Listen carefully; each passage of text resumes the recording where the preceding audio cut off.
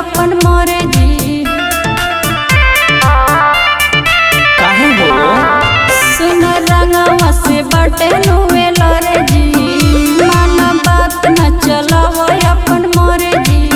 हो अपना दीवारा के जातरा बनावे दे बुका। अरे देहिया से देहिया सटावे दे बुका। रंग हरी हर कह लगावे दे बुका।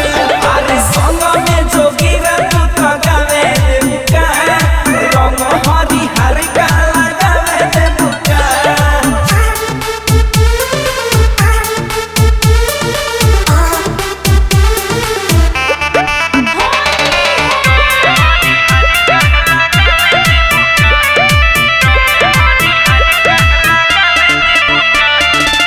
रंगवा दिखा के मजाक न करो।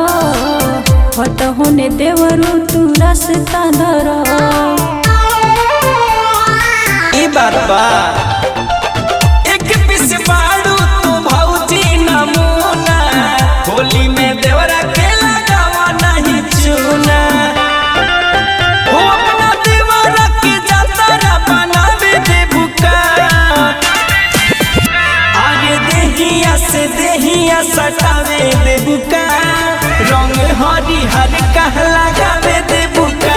अरे संग में जोगीरा तू तो गावे दे बुका। रंग हरी हर कह लगावे दे बुका।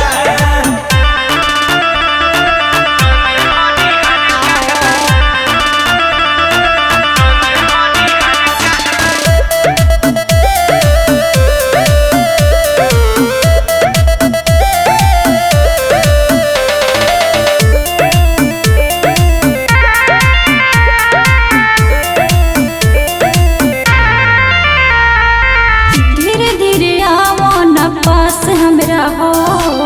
बने नहीं पैबा तू खास हमरा हो।